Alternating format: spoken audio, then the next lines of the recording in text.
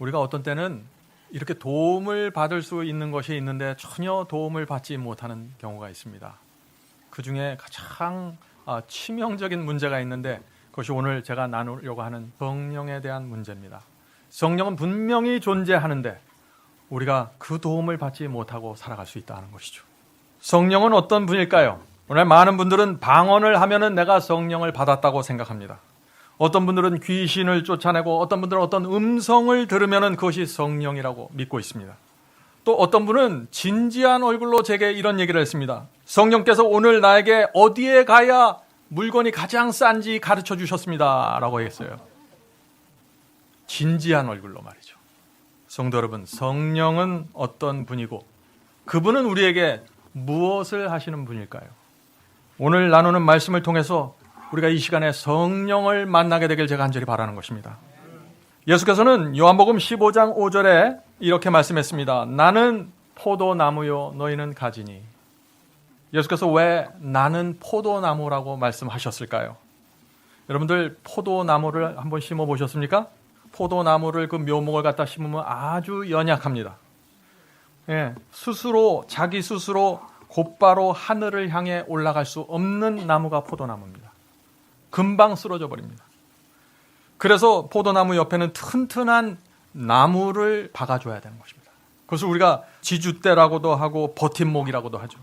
그래야만 이 포도나무가 그 지주대 나무를 기대고 그것을 붙잡고 의지하고 감으면서 자라게 되는 것입니다. 인간으로 오신 예수께서도 그렇게 연약한 존재였다는 것입니다. 예수께서는 아무것도 스스로 할 수 없다고 말씀하셨습니다. 요한복음 5장 19절에 그래서 아들이 아버지의 하시는 일을 보지 않고는 아무것도 스스로 할 수 없느니라. 아버지께서 보여주셔야 내가 할 수 있다는 것이죠. 스스로의 힘으로는 죽은 자를 살릴 수도 없고 병든 자를 고칠 수도 없고 문둥병을 고칠 수도 없다는 것입니다. 그래서 예수께서는 스스로 설 수 없는 포도나무로 생애하셨다는 것이죠. 자, 그렇다면 누가 예수님의 생애 속에서 누가 예수님을 붙잡아 주셨을까요? 누구일까요? 그분이 성령이라는 것입니다.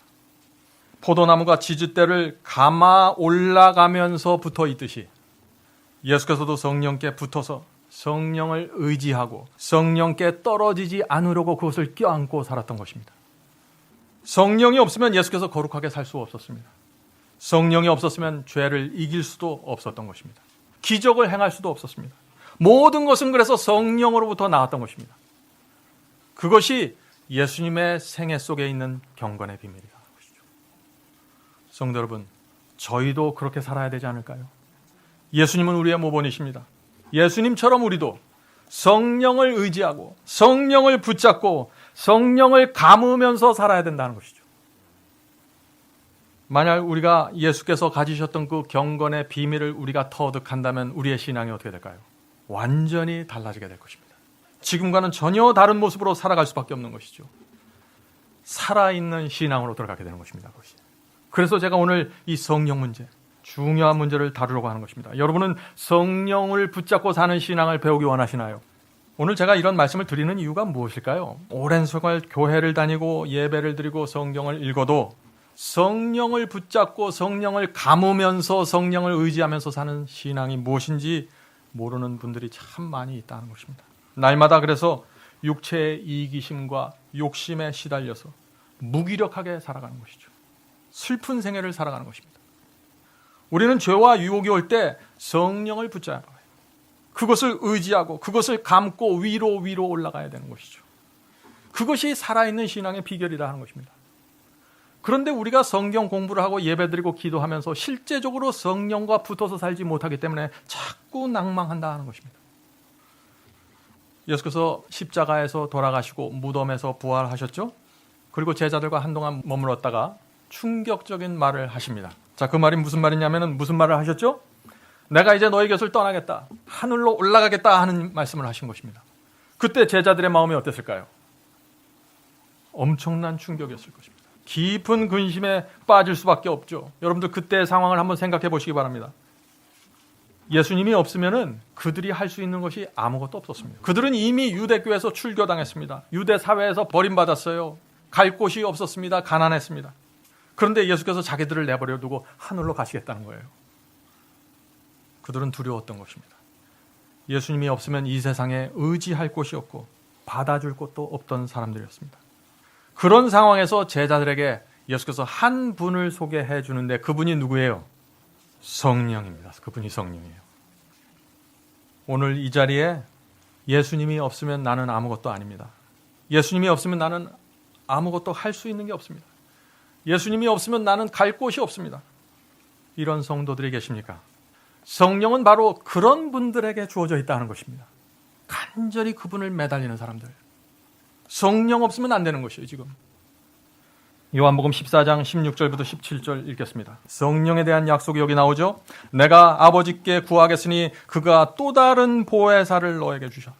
지금 예수께서 성령을 또 다른 보혜사라고 설명하고 있습니다. 영원토록 너희와 함께 하시리니 저는 진리의 영이라. 자, 성령은 누구예요? 진리의 영입니다. 또 다른 보혜사고 진리의 영입니다. 저는 진리의 영이라. 세상은 능히 저를 받지 못하나니 이는 저를 보지도 못하고 알지도 못함이라. 그러나 너희는 저를 아나니 저는 너희와 함께 거하시며 너희 속에 계시겠습니다.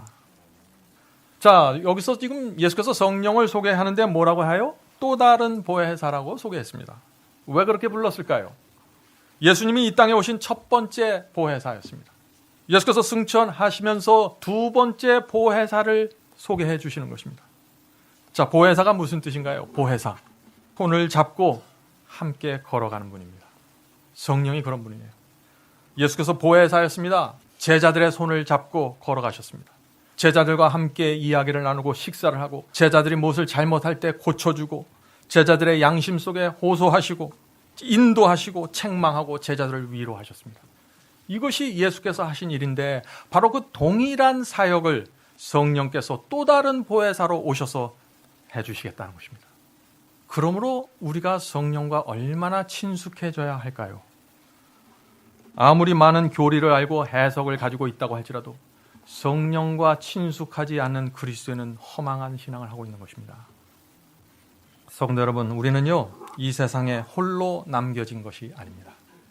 누구든지 원하기만 하면은 성령이 오셔서 함께 계시고 마음속에 놀라운 생각을 주시고 지혜를 주시는 것입니다. 예수께서는 이 땅에 계실 때 하나님의 품성을 드러내고 영광을 돌리셨죠? 성령께서도 동일한 일을 우리 속에 하시는 것입니다. 성령께서 우리 속에 들어오시면은 하나님의 품성이 드러나면서 하나님께 영광을 돌리는 일들이 우리의 마음과 생애 속에서 이루어진다 하는 것입니다. 마치 예수께서 살아계셔서 내 옆에 계셔서 나를 도와주시는 것처럼 말이죠. 우리가 하나님의 성품과 영광을 어떻게 드러낼 수 있을까요? 여러분은 드러내기 원하십니까? 그걸 원해야지 다음 설교가 중요한 거예요. 그죠? 자, 우리가 정말 하나님의 성품과 영광을 내 생애 속에서 드러내기 원한다면은 성령께서 저와 여러분 속에 말씀하시고 가르치고 인도하시고 책망하실 때 그것을 받아들이고 붙잡고 의지하고 가야 된다는 것입니다. 그래야 예수님의 하고자 했던 그 사역이 우리 속에서 이루어진다 하는 것입니다. 자, 만약 어떤 사람이 나를 은근히 무시하고 함부로 대하고 핍박할 때 우리의 마음이 고통이 깊어지죠. 육체로부터 꿈틀거리는 어떤 복수의 정신이 올라올 수 있는 것입니다. 그때 성령께서 우리에게 뭐라고 말씀하실까요? 만약 예수께서 내 옆에 계셨으면 그때 나에게 뭐라고 얘기하셨을까요? 너를 핍박하고 미워하는 자를 위해서 기도해줘라. 그것이 성령께서 우리에게 주시는 인도하심이고 음성이라는 것입니다. 그때 우리가 어떻게 해야 될까요? 성령의 그 음성에 순복해야 한다는 것입니다. 그래야 우리 속에서 그리스도의 성품이 나타나고 하나님의 영광이 드러나게 된다는 것이에요. 우리가 성경을 아무리 많이 안다고 할지라도 마지막 시대의 예언을 꿰뚫어 본다고 할지라도 성령의 음성과 호소를 따라가지 않으면은 우리 속에 의의 경험이 전혀 이루어질 수 없는 것입니다. 그래서 여러분은 거룩한 의의 경험을 원하십니까? 성경이 약속하고 있는 그 거룩함의 경험, 그것을 정말 원하시나요? 그렇다면은 오늘 우리가 이 시간에 나누는 성령을 붙잡고 그분을 함께 가는 보혜사의 손과 손을 잡고 함께 가는 이 경험을 이해하셔야 된다는 것입니다. 예수께서는 함께 먹고 마시고 걷고 주무셨습니다. 제자들에게 용기를 주고 믿음을 주셨습니다. 성령께서 똑같은 사역을 우리 속에 하신다는 것입니다.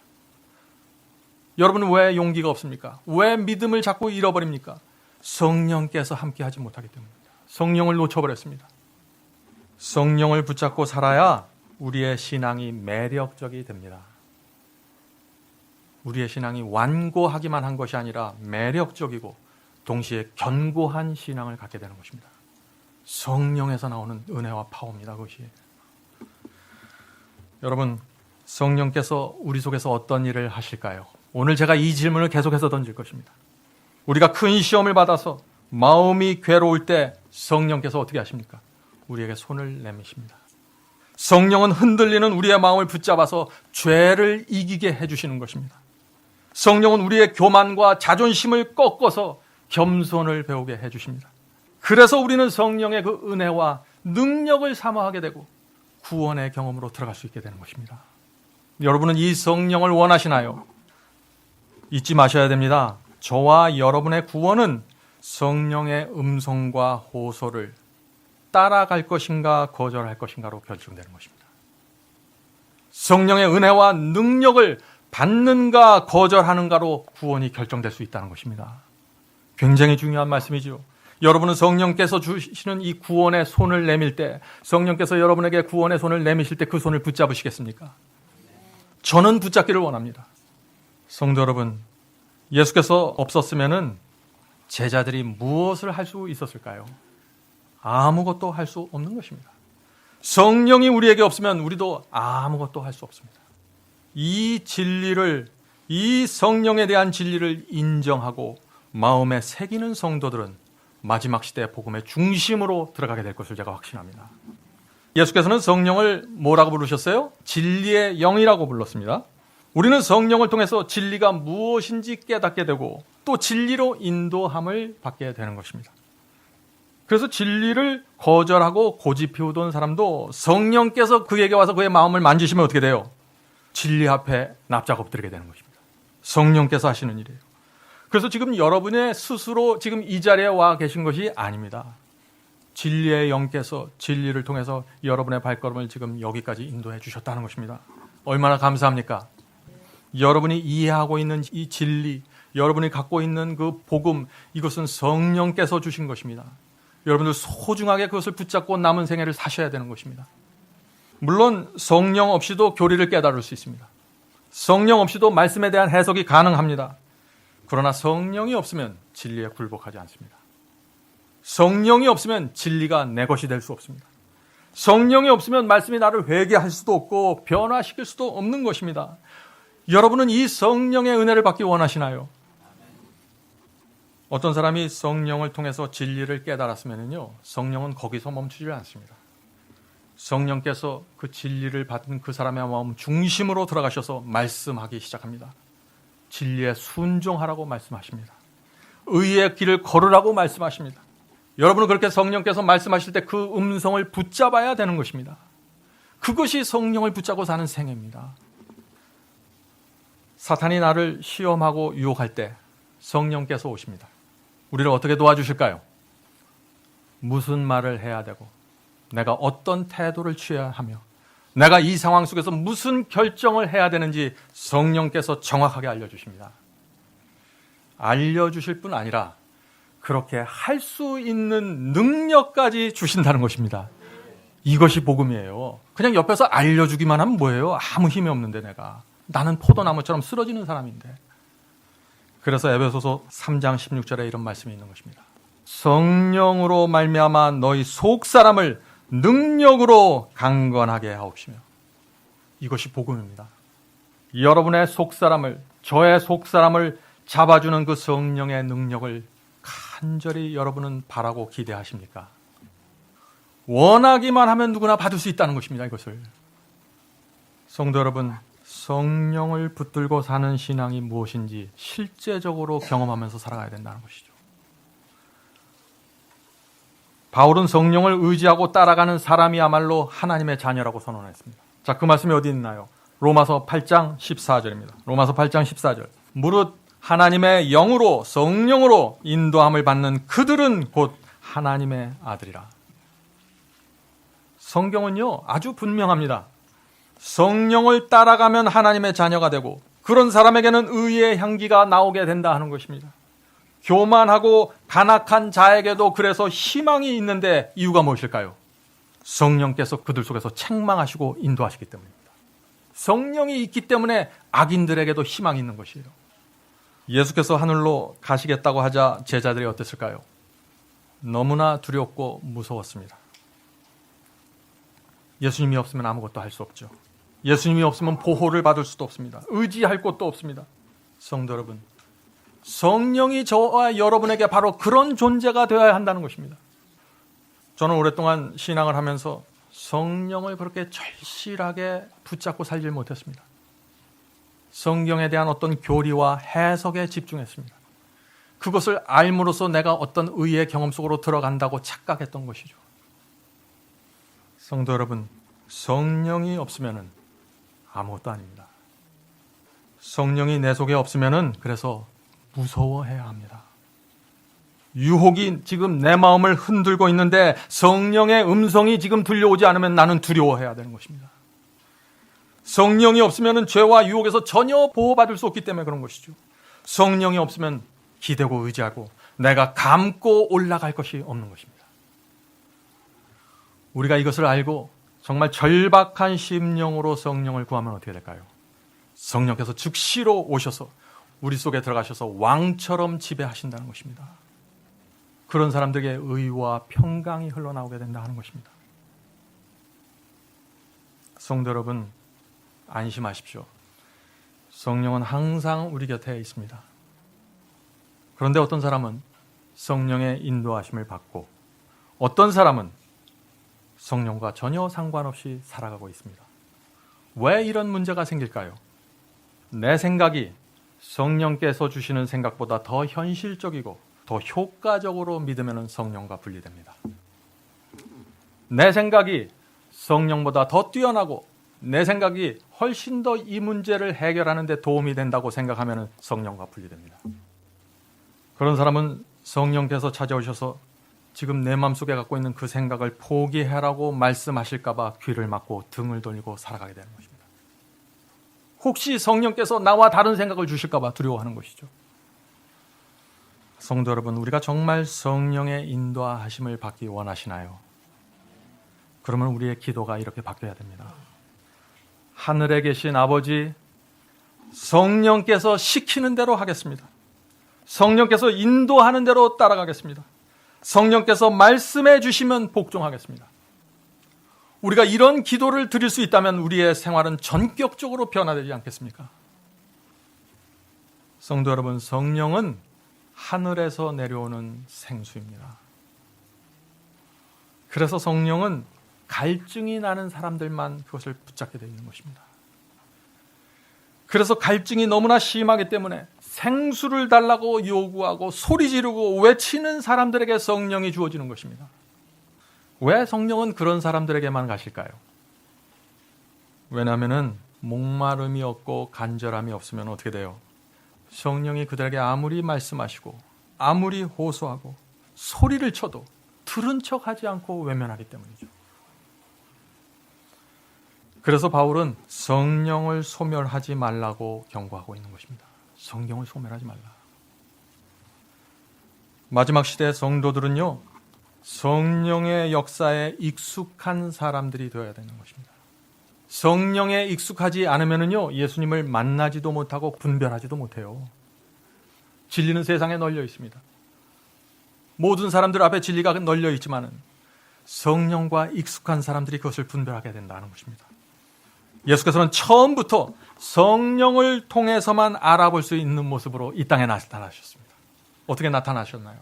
대제사장의 집안에, 어떤 왕족의 집안에 나타나면 많은 사람들이 몰려갔겠죠. 그렇게 오시지 않았다는 것입니다. 초라한 마국간에 오셔서 걸레 같은 천의에 하나님의 아들이 들어누워 계셨습니다. 그래서 사람들이 발견하지 못하는 것입니다. 오늘날 진리가 그런 모습으로 세상에 나와 있는 것입니다. 성령이 없으면 아무도 알아볼 수 없는 모습으로 하나님의 아들이 오셨다. 왜 그랬을까요? 하나님께서는 진리의 영을 통해서 오는 영혼들만 받아주실 수 있는 것입니다. 유대교회가 메시아가 이 베들레헴에 오신다는 그 예언을 알고 있었습니다. 많은 학자들과 바리새인들이 그 예언을 꿰뚫어보고 있었습니다. 그러나 그들은 모두 예수님을 알아보지 못했습니다. 왜 그럴까요? 성령이 그들 속에 없었기 때문입니다. 하나님의 아들이 먼지 나는 유대 땅을 돌아다니고 배고파하고 눈물을 흘리셨습니다. 성령이 없으면 발견할 수 없는 모습으로 이 땅에 돌아다니신 것입니다. 그런데 그런 분이 또 죽은 자를 살리시는 것입니다. 그래서 많은 사람들이 혼돈스러워하는 것입니다. 이것이 도대체 무엇인가? 거의 모든 사람들이 자기의 생각과 인간적인 사고방식에 함몰되어서 그리스도를 발견하지 못했다는 것입니다. 하나님의 아들이 아무런 힘없이 도살장에 끌려가는 양처럼 십자가에 매달려 돌아가셨기 때문에 사람들이 알아보지 못하는 것입니다. 성령 없으면 알아볼 수 없는 장면이 또 한 번 펼쳐지는 것입니다. 성도 여러분, 저와 여러분 속에 성령이 없으면 수십 년 동안 성경을 읽고 예배를 드려도 예수님이 정말 어떤 분인지 모르고 만날 수가 없는 것입니다. 예수님은 감추인 보화 같은 분이시기 때문에. 여러분은 성령을 원하시나요? 성령이 없으면 우리의 신앙은 그냥 무너지는 것입니다. 의미가 없는 것입니다. 우리가 인생을 살다가 성령의 은혜를 가장 절실하게 필요로 느낄 때가 언제입니까? 경제적으로 큰 위기에 빠져서 사업이 흔들릴 때죠. 또 사람들에게 오해받아서 마음에 깊은 상처를 받고 구덩이에 빠져 있을 때입니다. 성령을 그때 간절히 바라게 되죠. 또 큰 죄를 범해서 하나님과 사람들 앞에서 너무나 부끄러워서 나타나지 못할 그런 위기의 상황에서 또 성령을 간절하게 찾게 됩니다. 또 큰 문제에 빠져 있는데 내 가족과 친구가 나를 모른 척할 때 정말 외롭고 성령의 은혜가 필요로 합니다. 그때 우리는 눈물을 흘리면서 하늘을 바라보게 되죠. 나를 도와줄 사람이 아무도 없을 때 그때 성령께서 우리에게 가까이 오신다는 것입니다. 자, 그때 우리는 성령께 물어보아야 됩니다. 그런 상황에 들어갔을 때 어떻게 물어봐야 되냐? 이런 질문을 던져야 됩니다. 성령님, 지금 이 상황에서 제가 어떻게 해야 하나님을 높이고 하나님께 영광을 돌릴 수 있을까요? 이 질문을 던진 다음에 조용히 기다리셔야 됩니다. 성령께서 오셔서 내 마음속에 무엇라고 말씀하시는지 들어봐야 된다는 것입니다. 그리고 들려올 때 그것을 붙잡고 의지하고 감고 올라가는 성도들이 마지막 시대에 하나님의 백성이 되는 것입니다. 성령께서는 그렇게 하는 성도의 마음을 붙잡으시고 순결하게 하시고 성품을 고상하게 하시고 해야 할 말을 주신다는 것입니다. 여러분은 그런 성령의 역사를 믿으시나요? 스피리추얼 메시지 볼륨 1 489페이지에 이런 기록이 있습니다. 잘 들어보시기 바랍니다. 그리스도를 바라봄으로 그대들은 변화될 것이며 그대들이 전에 품고 있었던 교만심, 허영심, 자존심, 스스로 의롭다는 정신 및 불신을 증오하게 될 것이다. 성령께서 내 속에 있으면 어떻게 된다는 것이에요? 내 속에서 올라오는 더러운 느낌과 감정을 미워하게 된다는 것입니다. 지긋지긋하게 느낀다는 것이에요. 내 속에서 그런 것들을 올라올 때 쓰레기처럼 바라보게 된다는 것입니다. 계속해서 읽어보죠. 따라서 그대들은 이러한 죄들을 무가치한 명예처럼 버리게 될 것이며 하나님 앞에서 겸비하고 온유하며 진실하게 행하게 될 것이다. 성도 여러분, 이것이 성령의 역사입니다. 성령의 역사는요, 뭐 등이 갑자기 뜨거워지고 가슴에서 불이 나오고 이런 것이 아니에요. 성령은 조용히 우리에게 임하시지만 아주 분명한 결과들을 만들어낸다는 것입니다. 성령이 우리 속에 없으면 어떻게 될까요? 우리가 하는 모든 생각, 계획, 아이디어가 인위적이고 내 중심적으로 돌아가게 됩니다. 아무런 가치가 없는 것이죠. 성령을 붙잡지 않으면 내 생각에 갇혀서 일생 살아가게 되버립니다. 나는 무엇을 열심히 했는데, 나는 주를 위해서 귀신도 쫓아내고 선지자 노릇을 했는데 마지막 날 예수께서 오셔서 내가 너를 도무지 알지 못한다고 말씀하시는 것입니다. 왜 그럴까요? 성령과 소통하지 않았습니다. 보혜사 성령의 손을 잡지 않았습니다. 그냥 내 길을 걸어간 것입니다. 얼마나 두렵고 슬픈 인생입니까? 우리가 그리스도를 믿지만 그렇게 살 수 있다는 것입니다. 성령과 익숙하지 않으면 말이죠. 성령께서 우리 속에 거하시면은 그리스도를 어떻게 바라볼까요? 내 유일한 소망으로 바라보게 됩니다. 그런 사람들은요, 이 세상을 살아가는데 아주 특별한 모습으로 살아가게 되는 것입니다. 어떤 모습일까요? 남들이 인정하지 않는 이 진리를 위해서 희생하고 헌신합니다. 남들이 인정하지 않는 하나님의 말씀을 가장 내 인생의 높은 곳에 두고 살아가게 되는 것이죠. 그래서 사람들은 나를 이해하지 못하는 것입니다. 그런데 그런 성도들이 라오디게아 교회 안에서 이기는 자들이 될 것입니다. 여러분들, 믿음으로 나가셔야 돼요. 말씀을 붙잡고. 성도 여러분, 아무리 우리가 십자가를 믿어도요, 성령이 내 속에서 역사하지 않으면 열매가 없습니다. 자, 이 말씀을 잘 들어보시기 바랍니다. Life of Jesus 671페이지에 있는 기록입니다. 성령은 죽은 신앙에 생명을 넣어주시는 분이시다. 성령이 필요한가요?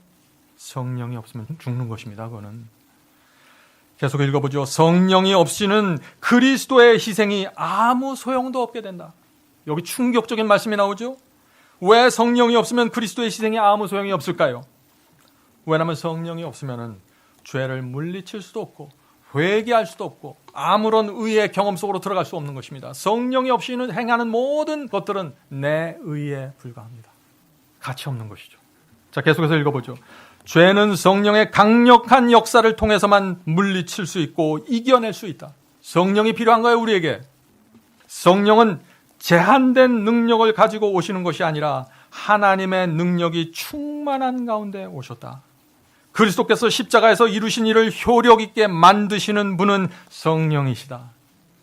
그래서 우리는 십자가를 믿고 받아들여야 되며 성령을 붙잡고 의지하고 그분을 감고 살아야 된다는 것입니다. 성도 여러분, 지금 우리가 읽고 있는 이 말씀의 의미를 이해하시나요? 아무리 우리가 십자가를 믿는다고 할지라도 날마다 성령의 역사의 마음을 열고 따라가지 않으면 소용이 없다 하는 것이에요. 성령께서 내 속에서 말씀하실 때 순복하지 않으면 아무것도 이루어지는 것이 없다 하는 것입니다. 결과가 없다는 것이에요. 저는 이 말씀의 의미가 너무나 마음에 와 닿습니다. 왜냐하면 제가 오랜 시간 동안 성령 없이 교리와 해석을 붙잡고 살아왔기 때문입니다. 그것으로 나를 가리려고 했습니다. 그것으로 내 의의를 세우려고 했어요. 그렇게 살다가 결국 느낀 것은 마음의 공허함이었습니다. 내게 성령이 없다는 것을 깨닫게 되었습니다. 오늘 나누는 말씀이 여러분의 생애 속에 생수가 되길 제가 그래서 간절히 바라는 것입니다. 계속해서 말씀을 읽겠습니다. 성령은 마음을 순결하게 하신다. 성령을 통하여 신자는 거룩한 품성을 나누어 가지는 자가 된다. 그리스도께서는 모든 유전적이며 배양된 악의 성향들을 이기며 당신 자신의 품성을 당신의 교회에 새기는 거룩한 능력으로서 당신의 성령을 주셨다. 예수께서 보혜사 성령을 주신 이유가 바로 여기에 나오죠. 여러분은 이 성령의 능력을 믿으시나요? 날마다 성령을 받아야 되는 것입니다. 그래야만 이 세상을 능력 있게 살아갈 수 있다는 것입니다. 계속해서 읽어보죠. 성령에 대하여 말씀하면서 예수께서는 그가 내 영광을 나타내리라고 하셨다. 예수께서 하늘 아버지를 영화롭게 하려고 이 땅에 오신 것처럼 성령께서도 그리스도를 영화롭게 하려고 역사하고 계신다. 어디서요? 저와 여러분 속에서 말이죠. 성령을 통해서 하나님의 형상이 인간에게 재현되어야 한다. 하나님의 명예, 그리스도의 명예는 당신의 백성의 품성을 온전케 하는 것과 관련되어 있다. 여러분은 하나님과 그리스도의 명예를 높이기를 원하시나요? 어떻게 그 일을 할 수 있을까요? 성령을 붙잡아야 된다는 것입니다. 성령을 의지해야 된다는 것입니다. 성도 여러분, 여러분은 왜 죄와 유혹을 멀리 하려고 애쓰고 노력하십니까? 이유가 뭡니까? 천국 가기 위해서 그렇게 하시나요? 지옥에 가지 않으려고 죄를 안 지으려고 애를 쓰십니까? 그것이 아닙니다. 십자가의 은혜를 알면은요, 우리가 내 구원을 위해서 싸우지 않게 됩니다. 그렇다면 무엇을 위해서 살아가게 될까요? 우리가 살아가는 이유와 목적은 하나밖에 없는데 그것은 하나님의 명예를 높이고 하나님의 영광을 드러내기 위해서 사는 것입니다. 그런 자들에게 구원은 선물로 이루어지는 것이에요. 그래서 우리가 죄를 버리고 자아를 굴복시키기 원하는 것입니다. 무엇을 위해서요? 하나님을 위해서. 사탄이 나를 공격할 때 그래서 이렇게 말하고 싶은 것입니다. 나는 그리스도를 사랑합니다. 나는 그분께 영광 돌리기를 원합니다. 이것이 내가 죄와 싸우는 이유입니다. 이런 소원과 이런 고백을 하는 사람들은 하나님의 마음과 하나가 된 자들이죠. 시험이 나를 압도하려고 할 때 그리스도의 성품과 영광을 드러내고 싶은 사람들은 육체를 쳐서 복종시키게 됩니다. 그것은 율법주의가 아닙니다. 그것은 하나님께 대한 충성이고 하나님만을 바라보면서 가는 성도들의 사랑입니다. 주님께 대한 사랑 말이죠. 여러분은 하나님의 명예와 영광을 위해서 정말 살기 원하시나요? 우리가 정말 원한다면은 성령의 음성을 듣고 성령을 붙잡고 성령을 의지하고 성령을 내 몸에 내 마음에 모시고 살아야 된다는 것입니다. 그분을 내 최고의 신으로 모시고 살아야 된다는 것이죠. 이런 신앙이 없으면 성령과 분리되고 하나님과 상관없이 살아가게 된다는 것입니다. 저는 이 성령에 대한 이 아름다운 찬송을 좋아합니다. 그 가사가 이렇습니다. 성령이여 권세로 오셔서 세욕 벗겨 주소서. 죄가 나의 마음을 오래 고통 줍니다. 성령이여 은혜로 내 마음에 거하사 슬픈 마음 위로해 주시고 망년된 일 고치고 홀로 나를 주관하소서. 이것이 성령께서 저와 여러분 속에서 하시는 일입니다. 여러분이 원하기만 하면은 세상 욕심 벗겨 주신다고 말하는 것입니다. 죄의 고통에서 건져 주십니다. 우리가 원하기만 하면은 우리 마음속에 들어오셔서 우리의 마음을 왕처럼 주관해 주시겠다는 것입니다. 그것이 하나님의 약속입니다. 바울은 사망이 죄가 왕노릇한 것처럼 성령의 은혜도 우리 속에서 왕노릇할 수 있다고 말하고 있지 않습니까? 여러분은 성령을 원하시나요? 성도 여러분, 우리는 지금 하늘 가나안 바로 앞까지 와 있습니다. 이제 멀지 않았습니다. 그런데 가나안 앞에 가면은 수많은 설교자들이 나타나게 됩니다. 하늘 가나안은 이렇게 들어가야 됩니다 라고 서기저기서 외치고 있습니다. 여러분은 어떤 외침과 어떤 설교를 붙잡아야 할까요? 하나님의 말씀을 잘 들어보시기 바랍니다. 가나안 변경 바로 앞에서 하나님께서 가나안을 들어가는 방법을 이렇게 말씀하고 계신 것입니다. 여호수아 1장 8절입니다. 이 율법책을 내 입에서 떠나지 말게 하며 주야로 그것을 묵상하며 그 가운데 기록한 대로 다 지켜 행하라. 그리하면은 내 길이 평탄하게 될 것이라. 내가 형통하리라. 이것이 비결입니다. 가나안에 들어가는 길이 어떻게 하면 평탄하게 될 수 있다고 했어요? 아주 단순하죠? 하나님의 말씀과 계명을 묵상하고 지키는 것입니다. 무슨 일이 일어나더라도 가나안족이 내 앞에 나타나더라도 주의 말씀을 붙잡고 가면 가나안에 들어갈 수 있다는 것입니다. 여러분은 이 진리를 믿으시나요? 하나님께서는 가나안 앞에서 여호수아를 지도자로 선택했습니다. 왜 여호수아를 선택하셨을까요? Patriarch and Prophets 481, 482페이지에 이런 기록이 있습니다. 여호수아는 용감하고, 지금 여호수아를 왜 하나님께서 선택하셨는지 그 내용을 설명하는 것입니다. 여호수아는 용감하고, 성도 여러분, 마지막 시대는요 용감해야 됩니다. 왜냐하면 하늘에 들어가지 못하게 막고 있는 가나안족들이 이 세상에 전체 펼쳐져 있습니다. 용감해야 됩니다. 무엇이 여러분의 길을 막고 있습니까?